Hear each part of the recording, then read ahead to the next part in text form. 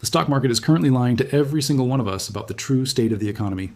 While the headlines celebrate record-breaking highs, a dangerous rot is spreading quietly beneath the surface.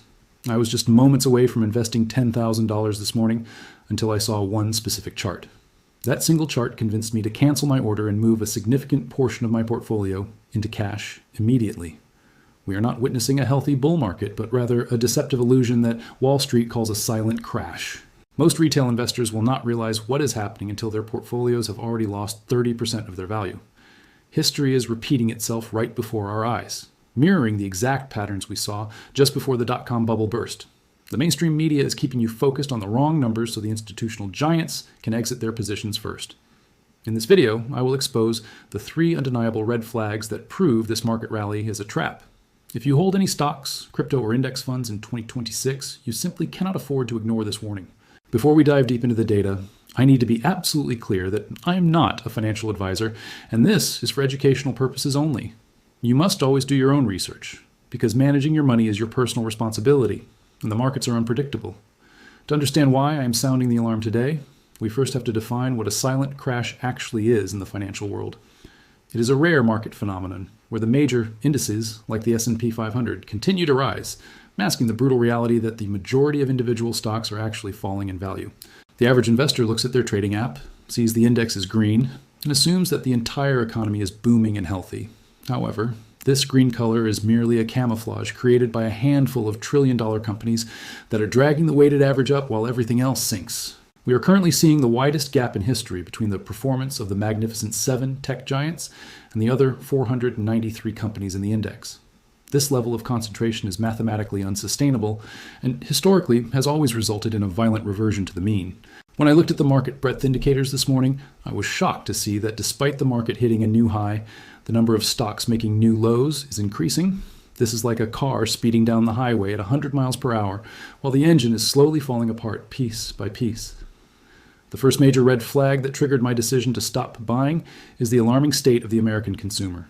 We have just received fresh data showing that credit card delinquency rates have spiked to levels we have not seen since the 2008 financial crisis. People are no longer using credit cards to buy luxury items or vacations, but are now relying on debt just to pay for basic necessities like groceries and electricity.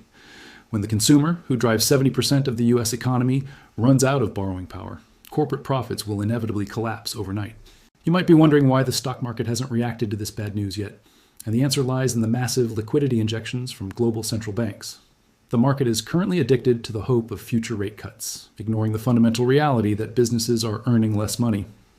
Another terrifying indicator is the collapse of the commercial real estate sector, which is sitting on trillions of dollars of bad debt. Office buildings in major cities are standing empty, yet the banks holding these loans are pretending that these assets are still worth their original prices. This situation creates a ticking time bomb for the regional banking system, which provides the majority of loans to small businesses and entrepreneurs. If these banks fail because of real estate defaults, the credit crunch will freeze the economy faster than any of us can imagine. I want you to look at the Russell 2000 index, which tracks the performance of small-cap companies that actually represent the real domestic economy. While the tech sector is flying high, this index has been trading sideways or downwards, signaling that Main Street is already in a recession. This divergence between large-cap tech stocks and small-cap value stocks is the classic signature of a late-stage market cycle. It indicates that investors are scared and are hiding their money in the too-big-to-fail companies rather than taking risks on growth. The psychological aspect of this market is arguably even more dangerous than the economic data because of the extreme levels of greed we are witnessing. The Fear and Greed Index has been stuck in the extreme greed zone for months, which is historically a contrarian signal that a correction is imminent. Retail investors are pouring money into speculative call options at a record pace, hoping to get rich quick before the music stops. Whenever the taxi driver and the barber start giving you hot stock tips, you know it is time to be extremely cautious with your capital. We must also talk about the geopolitical risks that the market is currently choosing to completely ignore for the sake of the rally. With tensions rising in multiple regions across the globe, any sudden escalation could send oil prices soaring and reignite the inflation fire that we thought was extinguished. If inflation comes back in 2026, the Federal Reserve will be forced to keep interest rates higher for longer, which would be the ultimate nightmare for this debt-laden market. The entire bullish thesis right now rests on the assumption that inflation is defeated, but the data suggests that the battle is far from over. Let's discuss the AI bubble narrative because it is the primary engine driving this entire stock market rally. While artificial intelligence is undeniably a revolutionary technology, the valuations of AI companies have detached completely from their current earnings reality. Investors are pricing these companies as if they will dominate the world tomorrow, ignoring the massive costs and regulatory hurdles they face. We saw the exact same thing happen with the internet stocks in 2000, where great technology did not prevent terrible investment returns for those who bought at the top. The smart money insiders are aware of this, which is why we are seeing record levels of CEO selling in the tech sector. When the people running the companies are dumping their own shares by the billions, you have to ask yourself why you are buying them. I want to share a specific strategy that billionaire investors use during these times, which is known as defensive positioning. They do not sell everything and go to zero, but they rotate their capital out of high-risk assets and into boring, stable cash flow producers. This is why I decided to stop my automatic investments into the S&P 500 index for the first time in 3 years. Buying the index right now means you're mostly buying overvalued tech stocks, exposing your portfolio to a massive downside risk if that one sector corrects. Instead of blind buying, I'm building a war chest of cash in a high-yield savings account that pays me risk-free interest. Having cash on the sidelines is not a waste of money. It is a strategic option that allows you to buy assets at a discount when the crash finally happens. Many people argue that time in the market beats timing the market, and generally, that is very good advice for long-term investors. However, there are rare moments in history where risk management becomes more important than blind accumulation, and I believe we are in one of those moments. Let's look at the housing market, because for most Americans, their home is their largest financial asset and their biggest source of wealth. Mortgage rates have remained stubbornly high, crushing affordability and freezing the volume of home sales to near record lows. Yet, home prices haven't crashed yet because supply is artificially low, creating a standoff between buyers and sellers. Once the unemployment rate starts to tick up, forced selling will begin, and that inventory flood could trigger a sharp decline in real estate values. The labor market, which has been the strongest pillar of the economy, is finally starting to show cracks in the foundation. We are seeing a steady increase in continuing jobless claims, meaning that once people lose their jobs, they are finding it much harder to get a new one. Layoff announcements are piling up, not just in the tech sector, but now spreading to manufacturing, retail, and logistics companies. When people are worried about losing their income, they stop spending money, which creates a self-fulfilling prophecy of economic slowdown. I'm also closely watching the bond market, specifically the yield curve, which has been inverted for the longest period in history. An inverted yield curve has successfully predicted every single recession in the past 50 years without a single false positive. The bond market is essentially betting that the economy is going to break and that the Fed will have to panic cut rates to save it. Stock investors are cheering for rate cuts, forgetting that rate cuts usually happen because something in the economy has seriously broken. Let's talk about the soft landing narrative that the media is pushing down our throats every single day. They want you to believe that the Federal Reserve can magically cool down inflation without causing a recession, a feat they have almost never accomplished in history. In 2007, just months before the global financial crisis, the headlines were filled with experts predicting a soft landing and a strong economy. The crowd is almost always wrong at turning points, and right now, the crowd is overwhelmingly convinced that nothing can go wrong. This complacency is evident in the VIX, or the volatility index, which is trading at historically low levels indicating zero fear.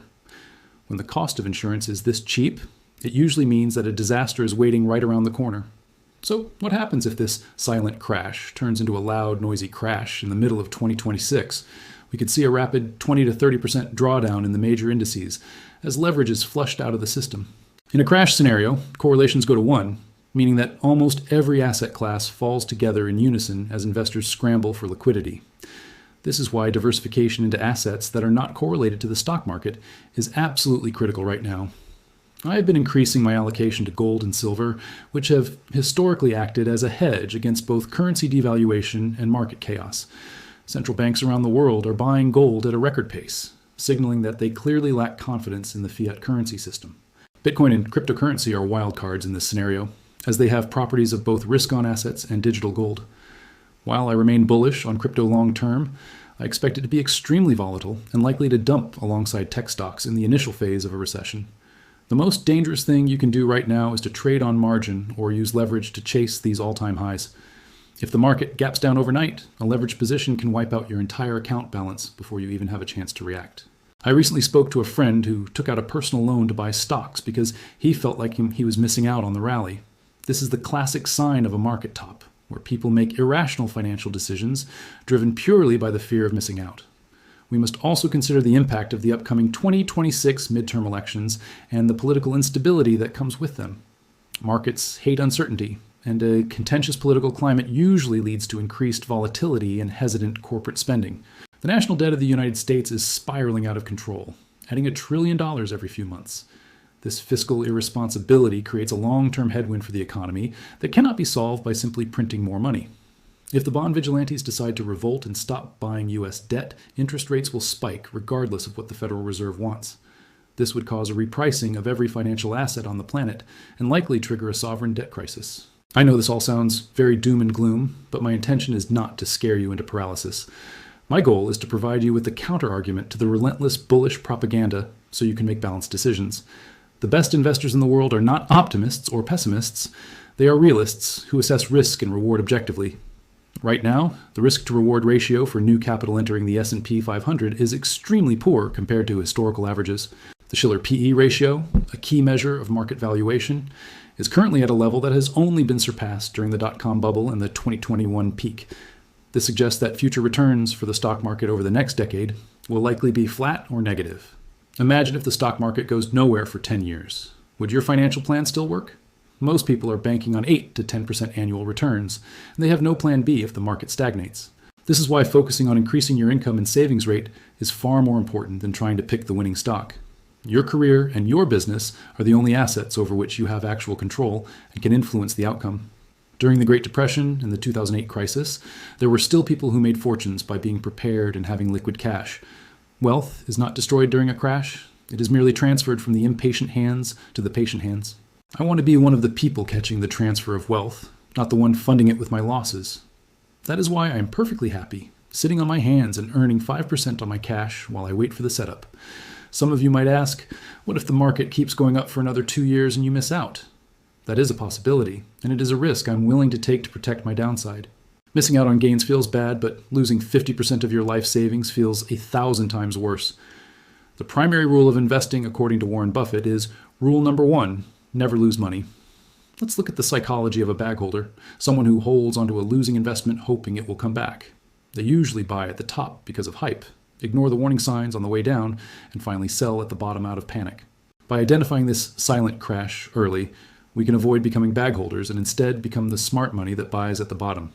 The indicators I am watching for a bottom include a spike in the VIX above 40 and a capitulation in sentiment where everyone hates stocks. Until I see panic in the streets and news anchors talking about the end of the world, I will assume the correction is not over. It sounds harsh, but financial markets are a mechanism for transferring money from the many to the few. I urge you to audit your own portfolio today and ask yourself why you own each specific asset. If you are holding a stock simply because it went up last month, that is gambling, not investing. Check your exposure to the high-flying tech names and consider trimming some profits to rebalance your portfolio. Taking profit is never a mistake. You can always buy back in later if the trend continues. Look for high-quality companies with strong balance sheets, low debt, and consistent dividends that can survive a recession. These defensive stocks tend to outperform the market when the bubble bursts and investors flee to safety. Sectors like healthcare, utilities, and consumer staples are boring, but they provide the stability that you need during turbulent times.